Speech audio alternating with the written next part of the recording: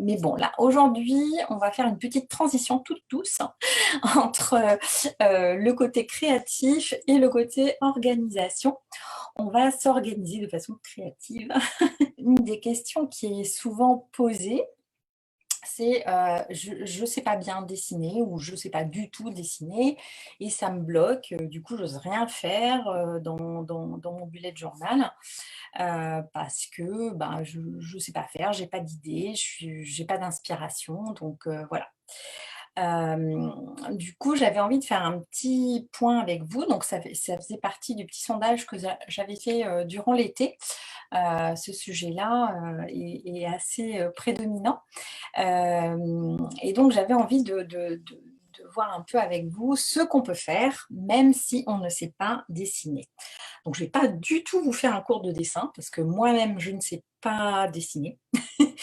Mais il y a plein de petites astuces qu'on peut utiliser pour quand même avoir un bullet journal joli.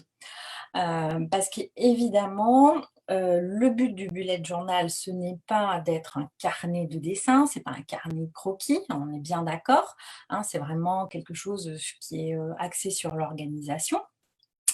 Cela dit, ça n'empêche pas d'avoir envie de faire des décorations, d'enjoliver son carnet quand on l'utilise au quotidien ou même une fois de temps en temps dans la semaine. D'avoir un objet qui est joli, qui est agréable à regarder, ça fait plaisir et en plus ça donne envie d'y revenir. Alors ça, c'était déjà un premier point et ce n'est pas du tout obligatoire de savoir dessiner pour faire un bullet journal. Un bullet journal, c'est un agenda. Ça peut être juste, bonjour Françoise, ça peut être juste des traits, des lignes, point barre. Il n'y a pas besoin d'avoir autre chose pour s'en servir. Donc ça, c'était le premier point. Le deuxième point, c'est souvent, vous pensez que vous pensez, parce que ça n'est pas vrai, mais en fait, il y a plein de ressources à votre disposition qui vont vous permettre de passer ce petit cap d'inspiration. Alors là, il y a deux petites distinctions qu'il faut faire.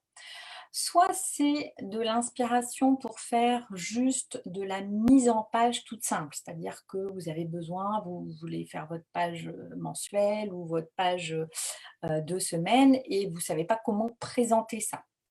Donc ça, c'est un premier point. Le deuxième point, c'est plus j'ai envie de décorer et je ne sais pas quoi faire. Voilà. Donc pour le premier point, il existe plein de modèles de pages déjà préparées, donc vous pouvez vous en inspirer. Donc moi j'en ai sur mon blog, j'en ai sur mon tableau Pinterest.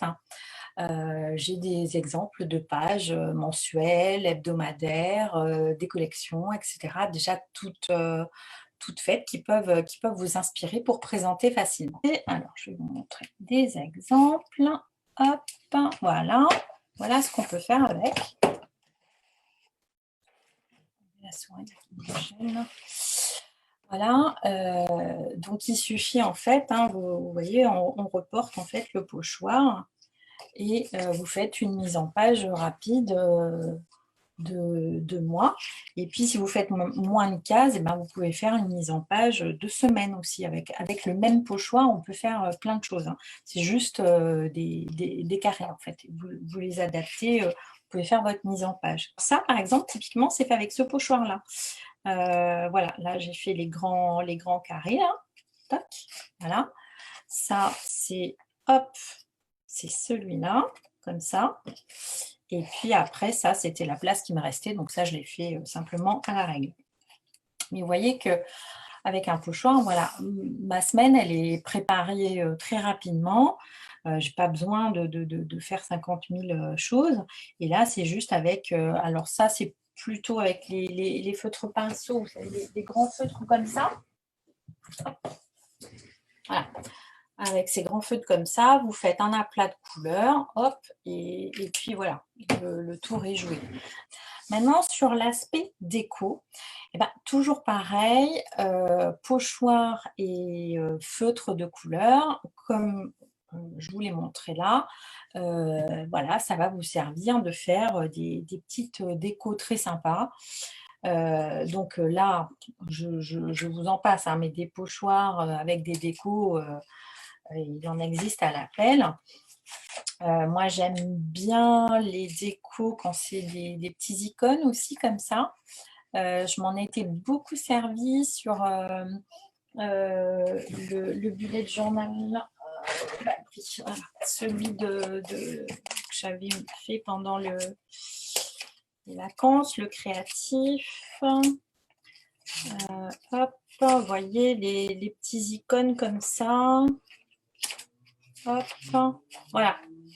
Voilà, là j'ai décoré, c'est tout des petits icônes que j'ai pioché dans un pochoir comme ça.